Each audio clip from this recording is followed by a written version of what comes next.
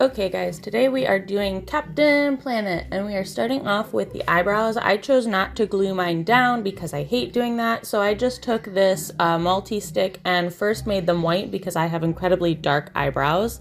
Then I cleaned them up a little bit with a makeup wipe. Since I used white as a base, it doesn't matter too much if you clean it up or not. I just wanted to be more precise. Then we go on to paint our face to match his skin color.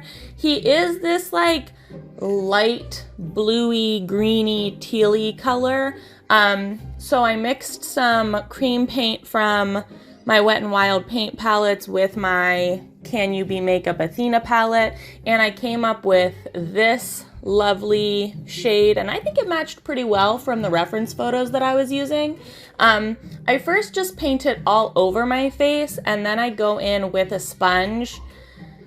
I guess you could go in first with a sponge and just do that. I found though that the brush sometimes when you're using these cream paints makes it go a little bit further, but it does leave the makeup very, very streaky. So going in with a sponge after you've painted it and covered all of the surfaces just gives it like a nice, more even skin-like finish.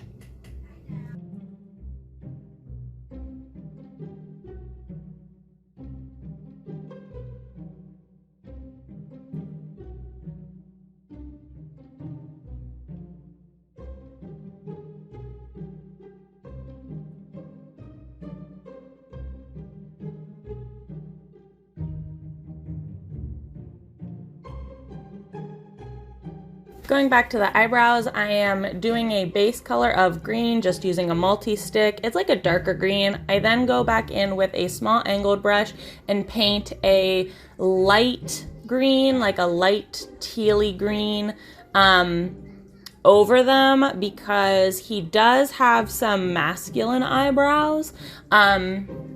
So I think also keeping my hairs visible helped in to show like a bit of the masculinity, but it was hard to like make them bigger and bolder than my natural ones. Then I clean up the eyebrows just to make sure none of that green from the eyebrow is kind of escaping onto other parts of my face. And I'm just using a small concealer brush, kind of like you would do with like a regular beauty look. And then powder, powder, powder. When you're using any of these like cream face paints, I've learned that over powdering is better than under powdering. You can never have too much powder when you're using these cream face paints. Make sure that there's no creases either. You'll just see me using a brush and a sponge to make sure there's no creases. Powder, brush it off, lightly dust it off, I should say. Don't brush or don't heavily brush. Just takes a little tap. Then we're moving on to the shading of his face. So I was using a few different reference photos for this Captain Planet look. I am terrible at these like comic book shading looks. I can't get it right. Like conceptually in my head, I understand the concept of them. I just like can't think about how to do them correctly. So I was switching back and forth between like 3 or 4 different reference photos. So if you see me during this, like going to my phone or there's long pauses, it's because I'm like looking at 3 or 4 different pictures to make sure that I'm doing it right. But I'm just taking essentially like my face color, but like deeper and bluer to create these shadows on my face. I also use that same color to create lines on my face to again give myself a little bit more of a masculine face shape and to kind of like mimic muscles on my face or like a jawline. Captain Planet does just have like a very muscular face and just a very muscular physique because he is a drawn cartoon character. So I really just try to mimic or try to emulate that musculature in like drawing on the lines and the shadowing of the actual character.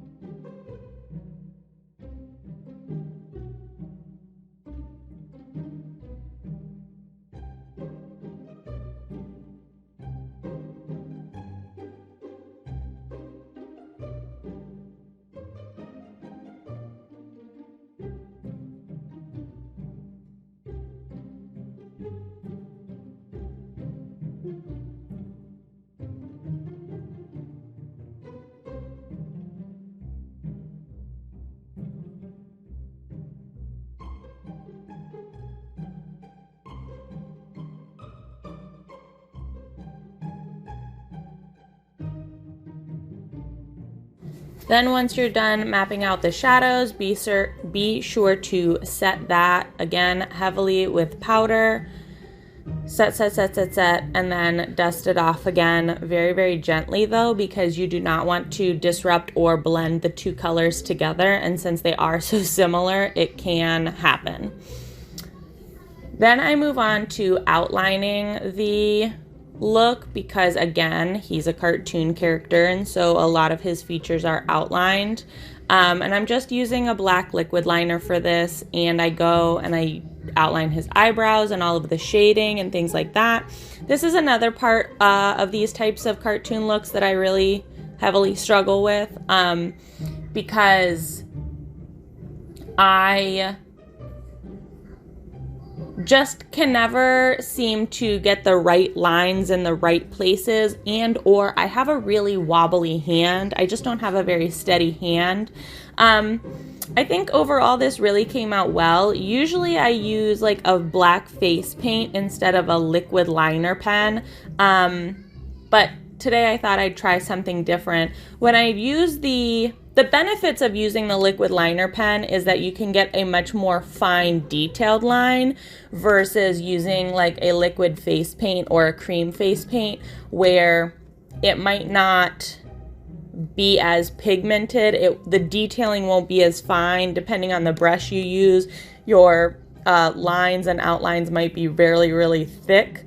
The only problems that I found using the liquid liner pen is that towards the end, it was kind of starting to run out of ink or juice in the actual tip itself. So that was the only downside to using the liner pen, but ultimately it worked out really, really well.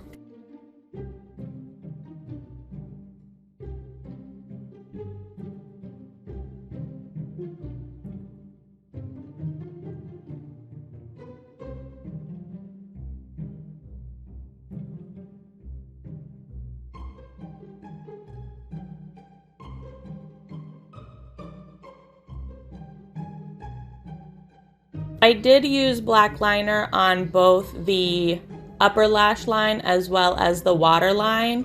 I was debating whether to do white in the waterline or black, and I ultimately decided to do black, and I'm glad I did because it definitely gave my eyes a much more masculine feel, and Captain Planet's eyes are not all that large or wide, so I think that the black in the waterline definitely gave a much more like squinty effect to my eyes. Now I'm just doing some shading with some white, and all I'm doing is taking some white cream paint and highlighting some of the places on where I saw on my reference photos for Captain Planet's face. And I'm just blending it out with my finger because I didn't want a very harsh highlight. And ultimately, I'm very happy with how it turned out. Then moving on to finish the eyes, I do apply some mascara just to add a little bit more dimension to the look. I don't add any lashes because again, I want this to look very masculine. And now I'm moving on to the chest area or the décolletage or the shoulders. I just draw on his clothes because I don't own a Captain Planet shirt. And I'm starting with the red. He like wears this like red shoulder thing. I try to use this really, really old red cream paint, and I start using a sponge, then I go to use this like large buffing brush, but it just was not working out at all. It was having a really hard time spreading, the color wasn't where I wanted it to be, and the brush was ultimately just too chunky, but it wasn't picking up very well, so I did switch to a red a water activated face paint. What am I trying to say? Snazaroo red face paint and a large car sponge, and that definitely gave the coverage that I was looking for and the color that I was looking for. It just worked out so much better. So all I'm doing is covering my whole shoulders and chest area with this. I do clean it up a bit with a face wipe because I did get a little messy. The sponge was rather large, so just clean it up. Water activated face paint's easy to wipe off.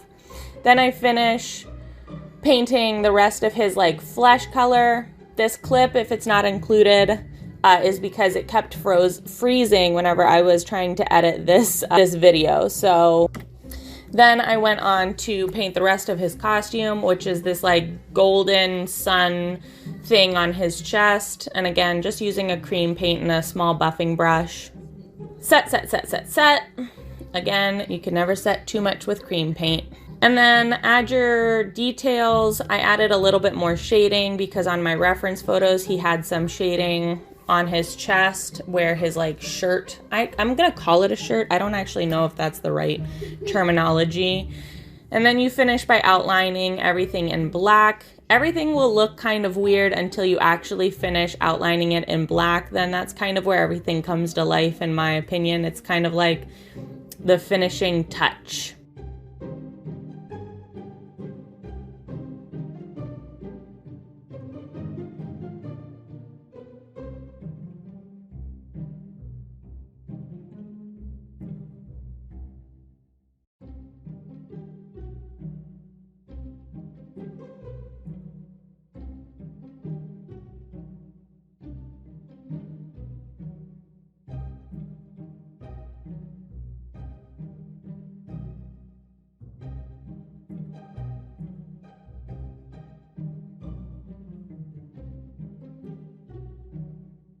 Once you're done adding all of the details to your costume and your face and you're satisfied, you're going to move on to hair. I took a blonde pixie wig that I owned and I sprayed it green, and then I took a clip-on bang that I own and I clipped it to the back of my hair to simulate a mullet, because Captain Planet kind of has this like high and tight mullet situation with like a Clark Kent curly Q in the front. It worked out really, really well to create like his mullet effect that I wanted, and the color was like absolutely perfect. I forgot to do the ears. They poke out a little bit, so at the very end I'm just adding that little finishing touch to the ears. And yeah, this is the look. This is what we came up with. I am really proud of it. I think it came out really, really well. Comic book characters are usually kind of tricky for me. I will link all of the products that I used down in the description box below, so if you are interested to check any of them out, you can do that on your own time. If you enjoyed this video, give it a big old thumbs up. As always, please be sure to subscribe and hit the little notification bell. I would hate for you to miss out on other tutorials. Thanks so much for watching, guys.